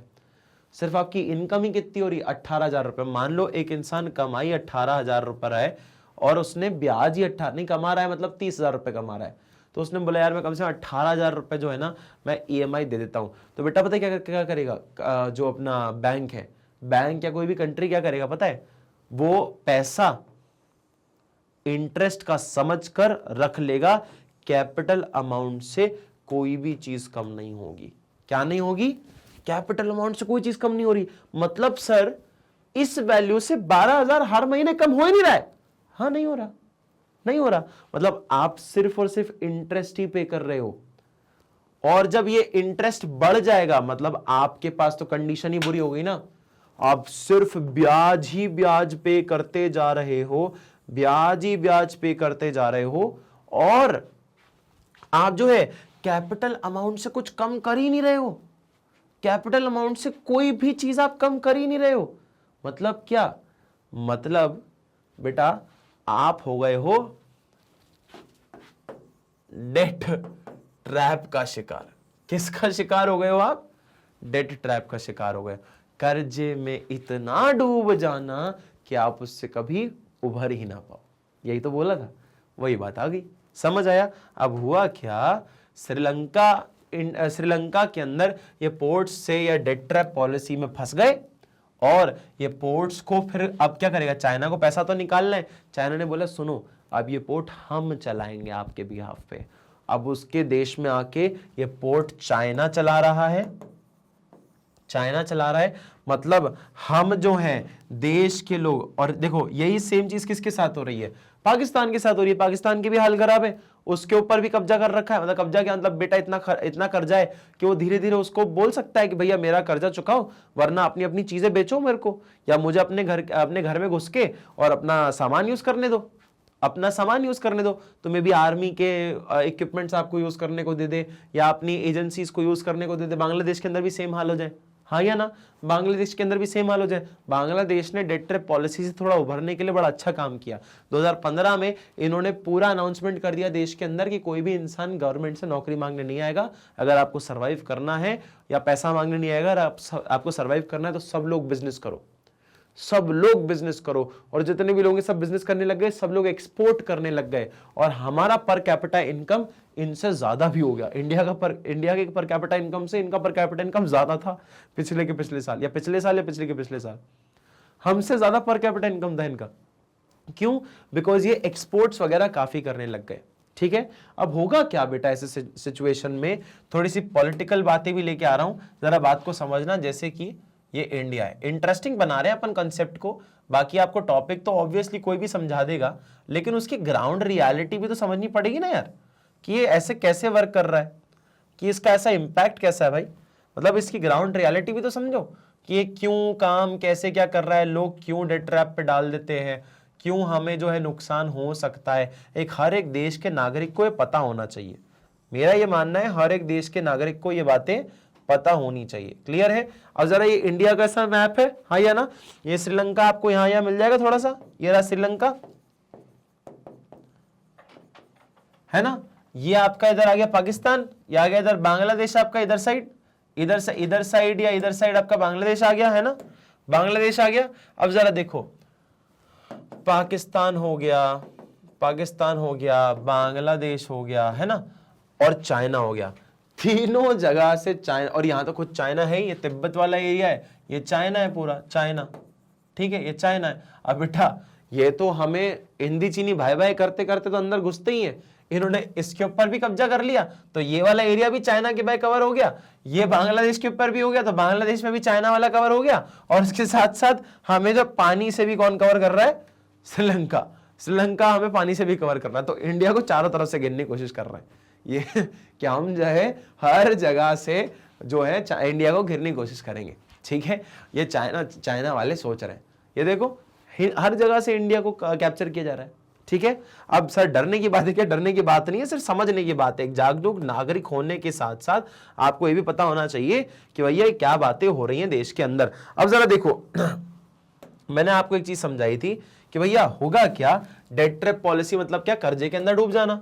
तो डेट ट्रैप पॉलिसी क्या होगी? डेट ट्रैप मतलब क्या, आपको कर्जे के अंदर डुबा दिया। अब कर्जे के अंदर डुबा दिया तो बेटा होगा क्या, आप इस कर्जे के साइकिल में फंस जाओगे कि आप जो है रेवेन्यू डेफिसिट को कंपनसेट करो, रेवेन्यू डेफिसिट से फिस्कल डेफिसिट पे असर पड़ रहा है, फिर बोरोइंग्स कर रहे हो, फिर सब चीजों को कम कर रहे हो, फिर कर्जा बढ़ रहा है, फिर कम हो रहा है, फिर कर्जा बढ़ रहा है, फिर कम हो रहा है। तो यही सब चीजों के अंदर फंस जाओगे और होगा क्या, एट द एंड बोरोइंग्स करनी पड़ेगी। बोरोइंग्स मतलब क्या, आपको ये डेफिसिट को चुकाने के लिए आपको करनी पड़ेगी बोरोइंग्स, या फिर न्यू करेंसी छापना पड़ेगा, न्यू करेंसी छापना पड़ेगा। अब मान लो न्यू करेंसी का अपन एग्जांपल लेते हैं। अब हमें लेना पड़ेगा गोल्ड रिजर्व, इनको मेंटेन करना पड़ेगा, हाँ या ना, गोल्ड रिजर्व मेंटेन करो। अगर आपको न्यू करेंसी प्रिंट करना है तो गोल्ड रिजर्व्स मेंटेन करो, हाँ या ना, गोल्ड रिजर्व्स मेंटेन करो अगर आपको ये न्यू करेंसी प्रिंट करना है तो। और बेटा अगर ये नई करेंसी प्रिंट हो रहे मतलब मनी सप्लाई बढ़ेगा, मनी सप्लाई इंक्रीज होगा, मनी सप्लाई इंक्रीज होगा, ज्यादा नोट आ जाएंगे मार्केट में, तो बेटा क्या होगा? इन्फ्लेशन। इन्फ्लेशन क्या होगा बेटा? इन्फ्लेशन। क्या होगा बेटा? इन्फ्लेशन। इन्फ्लेशन मतलब महंगाई बढ़ जाएगी। महंगाई, महंगाई बढ़ जाएगी। महंगाई बढ़ जाएगी। पैसा बढ़ने से महंगाई बढ़ जाएगी। बताओ बात समझ आई क्या तुम लोगों को? समझ आया बेटा? अब होगा क्या? महंगाई बढ़ गई कि भैया पूरी कहानी सुन ली, महंगाई बढ़ गई, अब करोगे क्या? अब इसमें क्या करेंगे? महंगाई बढ़ जाएगी, फिर आप कहीं ना कहीं हेल्प लोगे। किससे लोगे बेटा? फॉरेन, कोई फॉरेन इंस्टीट्यूशन से, foreign dependencies, dependencies, foreign dependency, foreign countries से लोन लोगे, या तो इंटरनेशनल मॉनेटरी फंड से लोगे या वर्ल्ड बैंक से लोगे। किसी ना किसी सिचुएशन में आप इन सब जगहों से लोन वगैरह लोगे। तो अपने को फॉरेन डिपेंडेंसी बढ़ गई। और बेटा लोन कब तक लेते रहोगे? फॉरेनर से तो आपने लोन लिया था, डेट ट्रैप पॉलिसी में फंस गए, है ना? फॉरेनर्स से आपने लोन लिया था, डेट ट्रैप पॉलिसी में फंस गए बेटा। और ये चीज क्या आपके ग्रोथ के लिए अच्छी है क्या? ग्रोथ के लिए अच्छी है क्या? Obviously no. No, no sir, बिल्कुल भी नहीं। ग्रोथ के लिए अच्छी है क्या? बिल्कुल भी नहीं। ग्रोथ कहां है इसमें? इसमें तो हम जैसे बोलते हैं लिटरली भाड़ में जा, वो भाड़ में जा रहा है यार, वो भाड़ में जा रहा है एकदम। ग्रोथ तो हमने देखा ही नहीं कि ग्रोथ क्या हो रही है। ग्रोथ तो हम सोच भी नहीं सकते भैया। डेट पॉलिसी में फंस गए, कमी थी, कमी से हमने जो है नई करेंसी इशू करना का सोचा, नई करेंसी से इशू किया तो भैया गोल्ड रिजर्व्स रखने पड़ जाएंगे, गोल्ड रिजर्व रखेंगे तो भैया नई करेंसी प्रिंट होगी, प्रिंट होगी तो मनी सप्लाई बढ़ेगा, मनी सप्लाई से भैया महंगाई बढ़ जाएगी। क्यों महंगाई बढ़ जाएगी बेटा? क्योंकि जैसे मान लो सबके पास अगर पैसा है हाथ में किसी एक प्रोडक्ट को खरीदने के लिए, सबके पास अगर पैसा है हाथ में एक प्रोडक्ट को खरीदने के लिए, तो ऑब्वियसली उस प्रोडक्ट की प्राइस बढ़ जानी। कि हर किसी के पास अगर कार खरीदने के लिए 5 लाख की पैसा है, जैसे कि अगर मैं आपको एग्जांपल के थ्रू बताऊं कि एक i10 है, इसको खरीदने वाले, प्राइस इसकी 5 लाख रुपए है, इसको खरीदने वाले सिर्फ 10 लोग हैं। कितने लोग हैं? 10 लोग पूरे मार्केट में, in all market, in whole market. मान लो पूरे मार्केट में सिर्फ, होल मार्केट, पूरे मार्केट में सिर्फ 10 लोग ही खरीद सकते हैं इसका ये कार। अब होगा क्या? जैसे साउथ अफ्रीका या पता नहीं कौन सी जिम्बाब्वे, मैं कंट्री भूल रहा हूं, जिस कंट्री ने सोचा भी कि सबके अकाउंट में, अपने एक बचपन में एक डाउट आता था मुझे भी कि सर सबके अकाउंट में पैसा डाल देते ना, 10-10 लाख 20-20 लाख डाल देते, क्या दिक्कत है? तो ऐसा ही हुआ था, डाला भी था सबके अकाउंट में, सब पैसा डाला, सबके अकाउंट में पैसा डाला था। इन्फ्लेशन रेट बेटा 2 लाख गुना बढ़ गया था इन्फ्लेशन, ऐसा कुछ बढ़ा था इन्फ्लेशन, 2 लाख गुना के आसपास बढ़ गया था। मेरे को सही नंबर याद नहीं है, लेकिन 20,000 गुना या 2 लाख गुना इन्फ्लेशन परसेंटेजेस में बढ़ गया। टाइम्स बेटा, टाइम्स। तो क्या हुआ? अब मान लो सबके अकाउंट में, पूरे मार्केट में, हर एक व्यक्ति जो मार्केट में घूम रहा है, सबके अकाउंट में अगर 5-5 लाख रुपए डाल दें, 5 लाख रुपीज ईच, 5 लाख रुपए ईच डाल दिया जाए, तो बेटा गरीब आदमी में, मतलब देश की हर एक इंसान के पास 5 लाख रुपए आ जाएगा। तो बेटा जो 5 लाख रुपए की वैल्यू की चीज है, मतलब i10 को खरीदने के लिए अब जो 10 लोग नहीं, कितने लोग हो गए? अब हो गए हैं 140 करोड़ लोग। कितने हो गए बेटा? 140 करोड़ लोग। अब क्या होगा? अब होगा कि भैया इस प्राइस को कर दो तुम बढ़ाकर 10 लाख रुपए, क्योंकि इसमें तो भिखारी या बीपीएल, बिलो पॉवर्टी लाइन वाले, सारे जितने भी लोग नहीं खरीद पा रहे थे इसको, वो भी इसको खरीद पाएंगे, हाँ या ना? वो भी इसको खरीद लेंगे, हाँ या ना? अब क्या होगा? जो भी इंसान खरीद पाएगा 10 लाख में, वो सिर्फ 10 लोग वापस बचेंगे। क्यों? क्योंकि 5 लाख रुपए मिल गए, बाकी के 5 लाख कहां से लाओगे? बाकी के 5 लाख कहां से लाओगे? 5 लाख तो गवर्नमेंट ट्रांसफर कर लिए मान लो, बाकी के बचे 5 लाख कहां से लाओगे? तो वो 5 लाख जो है आप यहां से लाओगे। समझ आया? वो 5 लाख जो है आप यहां, मतलब जिसके पास क्षमता होगी सिर्फ वही लोग खरीद पाएंगे। तो एट द एंड बचने वाले यही 10 लोग हैं। लेकिन महंगाई तो बढ़ गई, 5 लाख से 10 लाख हो गई, महंगाई हो गई। समझ आया, इन्फ्लेशन बढ़ गया, यही चीज बताता है। और बेटा इससे क्या होगा, इन्फ्लेशन बढ़ने से हम फॉरेन कंट्रीज के ऊपर डिपेंडेंट हो जाएंगे, और उनसे अगर डिपेंडेंट रहेंगे तो अच्छी बात थोड़ी बेटा इतने कर्जे में डूबना। आप जो है ग्रोथ को इंपैक्ट करोगे, कई ज्यादा तरीके में आप ग्रोथ को इंपैक्ट करोगे। क्लियर है, समझ आया, हाँ या ना बेटा। इसी को क्या शो करते हैं अपन, यही चीज बता रहे हैं। डेट ट्रैप का मतलब है fiscal deficit indicates the total borrowing requirements of the government. Borrowings not only involve repayment of principal amount but also requires payment of the interest, जो कि अभी अपन ने पढ़ा। As a result country is caught in a debt trap, debt trap में फंस गए। फिर क्या होगा, इन्फ्लेशन। इन्फ्लेशन मतलब क्या, government mainly borrows from RBI. Government जो है वो आरबीआई से बोरो करती है to meet its fiscal deficit.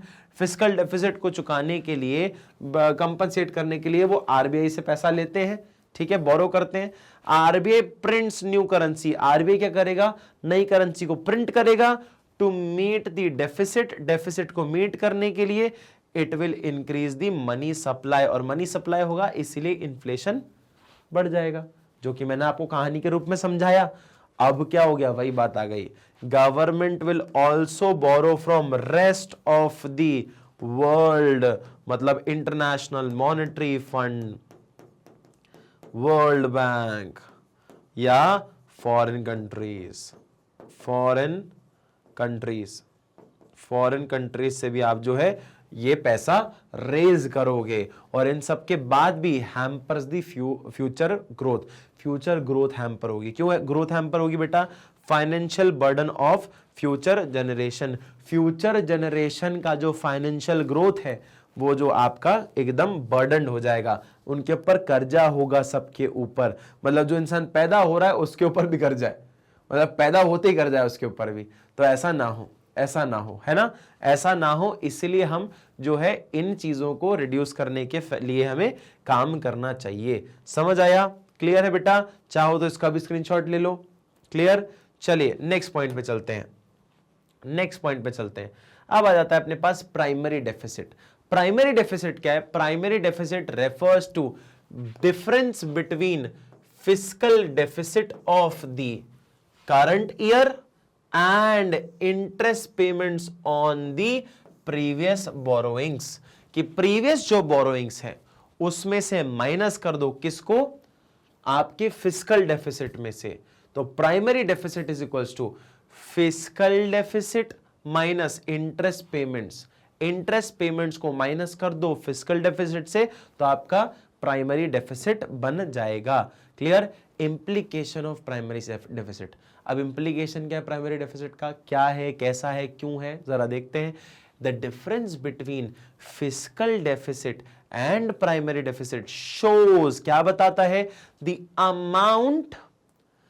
Amount of interest payments on the borrowings made in past. क्या बोलता है कि अमाउंट ऑफ इंटरेस्ट पेमेंट, जो अमाउंट ऑफ इंटरेस्ट पेमेंट आपको करना है, जो आपने बोरोइंग्स करी थी उसके ऊपर।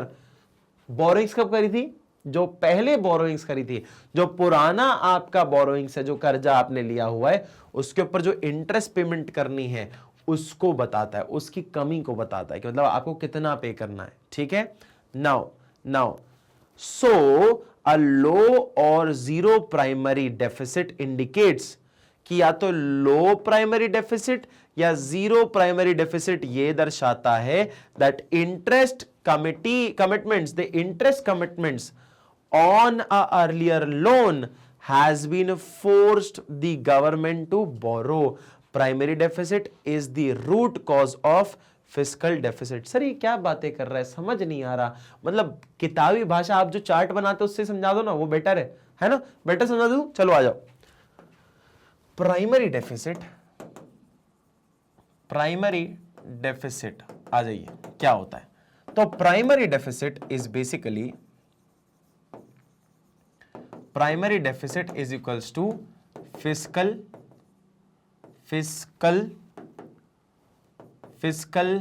Deficit minus interest payments. Interest payments किस पे बेटा? Past borrowings. पास्ट बोरोइंग्स पे जो इंटरेस्ट पे करना होगा उसके ऊपर की बात कर रहे हैं। पास्ट बोरोइंग्स पे जो इंटरेस्ट पे करना होगा उसकी बात कर रहे हैं। अब सर क्या बोल रहे हो, सीधा सीधा बता दो ना। फिस्कल डेफिसिट सब समझ गए, क्या होता है बेटा? किसकी कमी? Total expense, total expense minus total receipt. चलो सिर्फ एक्सपेंस माइनस रिसीट कर देता हूं, टी एक्स कर देते हैं इसको। Total expenditure, total expenditure minus total receipts excluding borrowings, excluding borrowings. Borrowings को हटा दो, ये अपना क्या होता है? बोरोइंग्स को हटा दो, वो क्या हो गया? अपना फिस्कल डेफिसिट होता है। अब सर सिंपल भाषा बताओ ना। चलो जरा देखो होगा क्या। मान लीजिए कि मेरे पास कमी है कुछ 100 करोड़ रुपए की। कितने करोड़ रुपए की? 100 करोड़ रुपए की, जो कि मेरा फिस्कल डेफिसिट है। मतलब कमी मान लो, चलो इसको तुम कमी मान लो, ठीक है? इसको कमी मान लो, ठीक है? मतलब फिस्कल डेफिसिट, फिस्कल डेफिसिट, इसको किसी तरह की आप कमी मान लीजिए। अब क्या हुआ, जो इंटरेस्ट पेमेंट्स कर रहे हैं ना अपन, जो इंटरेस्ट पेमेंट कर रहे हैं वो इस कमी को चुकाने के लिए कर रहे हैं। क्या सर? हाँ बिल्कुल, इंटरेस्ट पेमेंट जो कर रहे हैं वो इसकी कमी को चुकाने के लिए कर रहे हैं। तभी आपकी यहां पर एक लाइन आई, इफ सो अ लो और जीरो प्राइमरी डेफिसिट। मतलब क्या सर? अगर प्राइमरी डेफिसिट अगर लो हो और जीरो हो, मतलब प्राइमरी डेफिसिट ही जीरो आ जाए, मतलब इसके अंदर ये प्राइमरी डेफिसिट जीरो आ जाए, तो क्या बोलेंगे उसको कि भैया हमने जो डेफिसिट है उसको हटाने के लिए ही इंटरेस्ट पेमेंट किया था। मतलब क्या sir?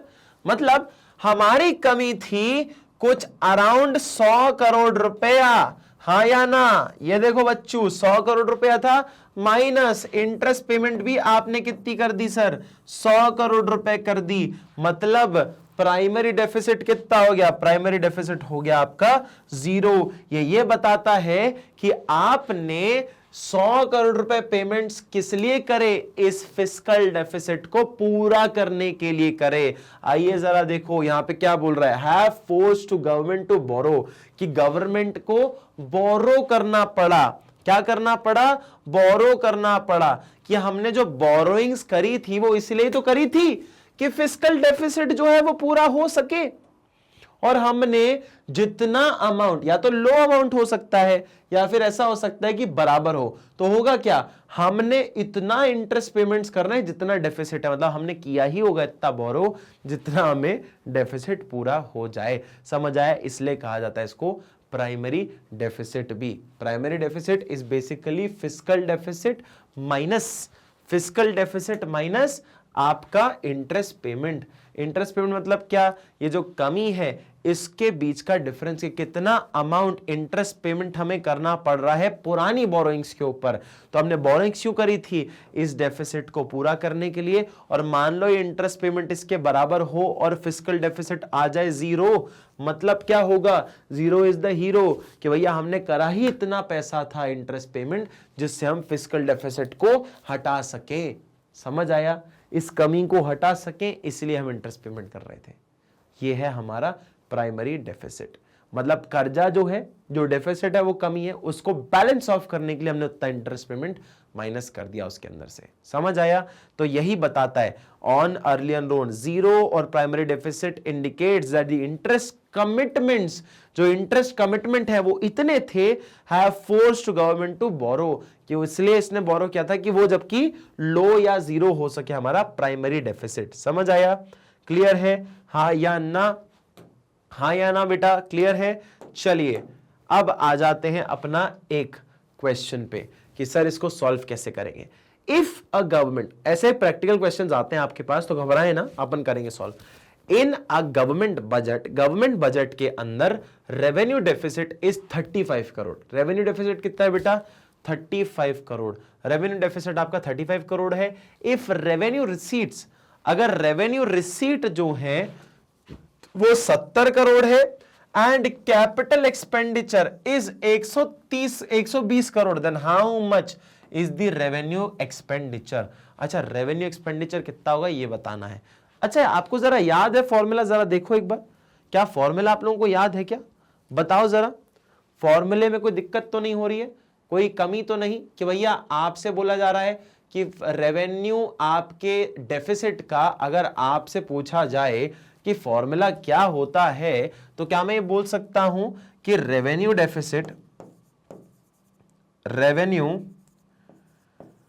Deficit is equals to revenue expenditure minus revenue receipts. Yes और नो? क्या मैं ये बोल सकता हूं, हाँ या ना? क्या मैं ऐसा बोल सकता हूं? बिल्कुल बोल सकता है ना सर, बिल्कुल बोल सकते हैं। तो यहां पे दिया क्या क्या हुआ है हमें? यहां पे दिया हुआ है कि भैया रेवेन्यू डेफिसिट हमारा 35 करोड़। ये कितना है? 35 करोड़। कितना है बेटा? 35 करोड़। फिर और क्या दिया हुआ है? रेवेन्यू रिसीट्स हमारी 70 करोड़, मतलब ये है हमारी 70 करोड़।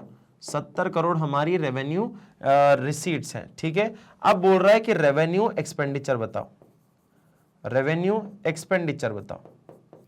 तो सर ये तो बेवकूफ बनाने वाला काम हो गया ना। क्या हो गया बेटा? बेवकूफ कैसे बना रहे हैं सर? सिंपल सी बात है, आपको बेवकूफी तो बना रहे हैं ना। ये 120 करोड़ कैपिटल एक्सपेंडिचर दिखा के इस वैल्यू का कोई भी काम नहीं है, इस वैल्यू का कोई भी काम नहीं, कोई काम ही नहीं है। अब क्या करोगे? सिंपल सी एक बात करो, रेवेन्यू एक्सपेंडिचर को ले जाओ इस साइड, रेवेन्यू एक्सपेंडिचर चलो इधर ही रहने दो। अब देखो होगा क्या, आसपास ये कर दो। देखो रेवेन्यू एक्सपेंडिचर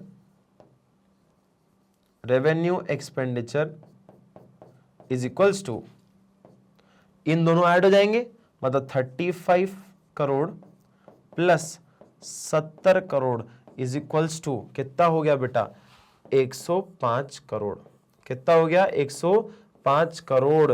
मतलब कितना हुआ? रेवेन्यू एक्सपेंडिचर आपका आया 105 करोड़। रेवेन्यू डेफिसिट क्या बताता है? कि जितना खर्चा करा रेवेन्यू एक्सपेंसेस करे वो ज्यादा है रेवेन्यू की इनकम से, ठीक है। तो revenue expenditures are more than revenue receipts. तो बेटा ये डेफिसिट यही तो कमी को बताता है। मान लो कि भैया मेरे खर्चे जो थे वो 10 रुपए थे और मेरी जो इनकम है वो 5 रुपए थी, तो बेटा मेरा डेफिसिट कितना हुआ? 5 रुपए। तो मैं अगर डेफिसिट बता दूं 5 रुपए और इनकम बता दूं 5 रुपए, तो मेरे एक्सपेंसेस कितने होंगे? इन दोनों को ऐड कर दो, मेरे एक्सपेंसेस आ जाएंगे। वही अपना हुआ, हाँ या ना? 105 crore is the right answer. क्या राइट आंसर है? लो इधर देखो, यहां भी सेम चीज बोली गई, यहां भी सेम चीज बोली गई। क्या आप लोगों से बना? यस और नो? चाहो तो इसका स्क्रीनशॉट ले लो बेटा, चाहो तो इसका स्क्रीनशॉट ले लो एक बार। कोई भी दिक्कत, कोई परेशानी हो तो बिल्कुल इसका स्क्रीनशॉट ले लो, कोई दिक्कत नहीं है।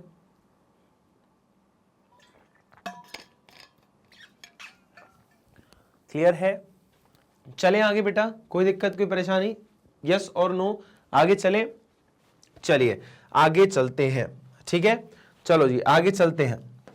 फिर आता है अपने पास एक और question, the interest payments as पर the government budget. Government budget के बेसिस पे इंटरेस्ट पेमेंट जो है during a year is 1,40,000 crore. 1,40,000 crore जो है हमारी इंटरेस्ट पेमेंट्स है। If total borrowing requirements of the government are estimated. Total borrowing जो है वो रिक्वायरमेंट जो है वो कितनी है गवर्नमेंट की? एस्टिमेटेड है 2,70,000 crore. Then how much primary deficit, कि प्राइमरी डेफिसिट कितना होगा? अच्छा ठीक है, जरा इसको समझते हैं। प्राइमरी डेफिसिट क्या है? प्राइमरी डेफिसिट बताता है कि, थोड़ा सा छोटा लिखते हैं वरना दिक्कत हो जाएगी, जगह नहीं बचेगी भाई साहब। चलो आ जाओ। प्राइमरी डेफिसिट बताता है fiscal deficit minus interest payment, interest payments, ठीक है। प्राइमरी डेफिसिट क्या बताता है? Fiscal deficit minus primary interest payment. की प्राइमरी डेफिसिट क्या है? कि जो पुराने ईयर्स की जो हमारी बोरोइंग है उसका इंटरेस्ट है उसको माइनस करना है फिस्कल डेफिसिट से, तो हमारा क्या आ जाएगा? हमारा प्राइमरी डेफिसिट आ जाएगा। इसको हमें निकालना है, इसको हमें निकालना है, हाँ या ना? इसको निकालना है। तो बाकी बचा क्या है हमारे पास? देखो अपन को क्या दिख रहा है? इंटरेस्ट पेमेंट एज पर दी गवर्नमेंट इंटरेस्ट पेमेंट दिख रहा है अपने को कितनी है, इंटरेस्ट पेमेंट करनी है अपने को 1,40,000 की। गवर्नमेंट बजट जो है ड्यूरिंग अ ईयर 1,40,000 करोड़ है। तो अपन ने इंटरेस्ट पेमेंट क्या लिखा बेटा, यहां पे इंटरेस्ट पेमेंट अपन ने लिखा 1,40,000 करोड़। कितना लिखा, 1,40,000 करोड़। माइनस कर दिया किस में से, फिस्कल डेफिसिट में से। और ये सर फिस्कल डेफिसिट कितना है, अच्छा एक चीज याद है, मैंने बोला था इफ, चलो उधर लिखता हूं थोड़ा, जरा लिखो। मैंने एक चीज आपको बताई थी, if there is, if borrowings are given, if only borrowings are given, only if only borrowings are given in the question,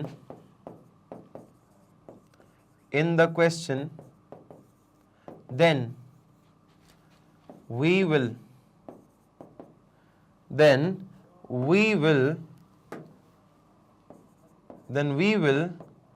consider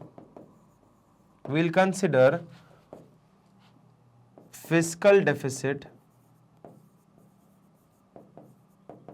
equal to borrowings। तुम्हें याद है मैंने अभी तुम्हें एक फॉर्मूला बताया था जो कि fiscal deficit is equals to borrowings कहता है। बेटा यहां पे क्या बोला है, total borrowings requirement of government are estimated at 270 crore. Total borrowings is equal to 270 crore, 270 crore, हाँ या ना, 270 करोड़। यही आपकी क्या है, यही आपका क्या है, इज इक्वल्स टू, और यही क्या है आपका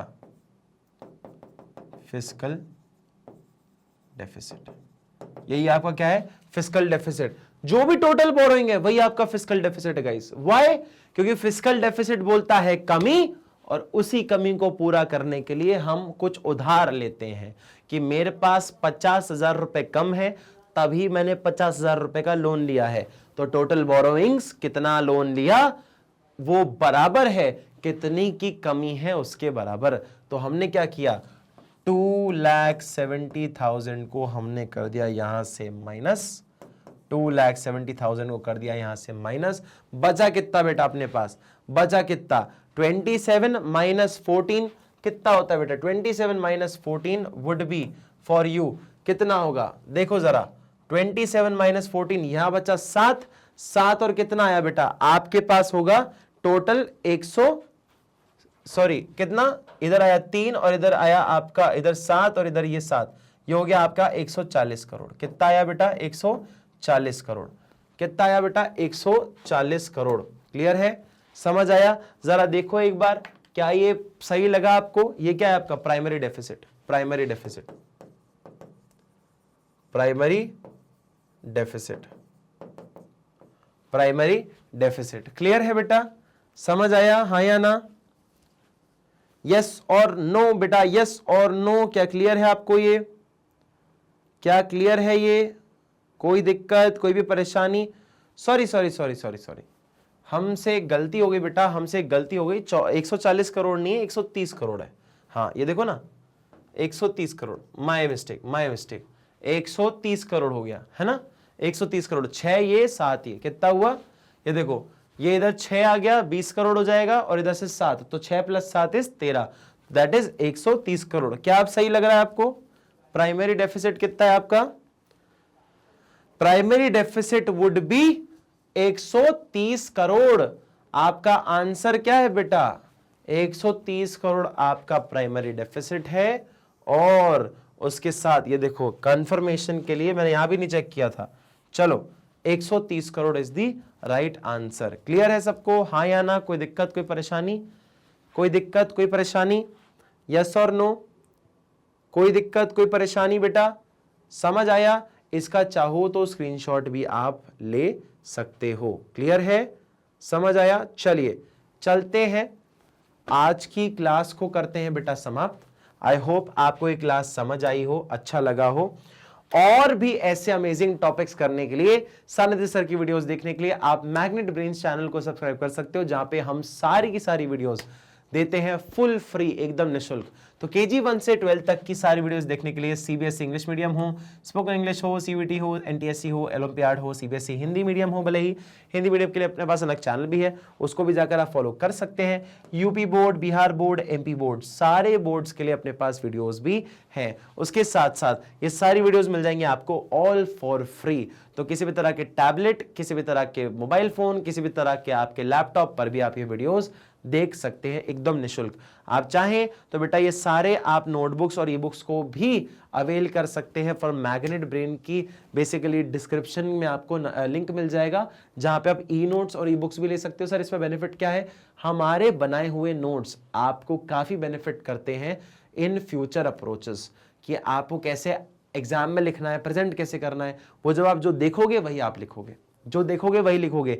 इसलिए ई नोट्स और ई बुक्स जो है आपको काफी बेनिफिट करती है। डिस्क्रिप्शन में लिंक है, प्रेस करिए और ई नोट्स और ई बुक्स को भी अवेल कर लीजिए। उसके साथ साथ आप जो है यूट्यूब, फेसबुक, इंस्टाग्राम, ट्विटर और टेलीग्राम पर भी हमें फॉलो कर सकते हैं। I hope you like the video. Thank you so much guys.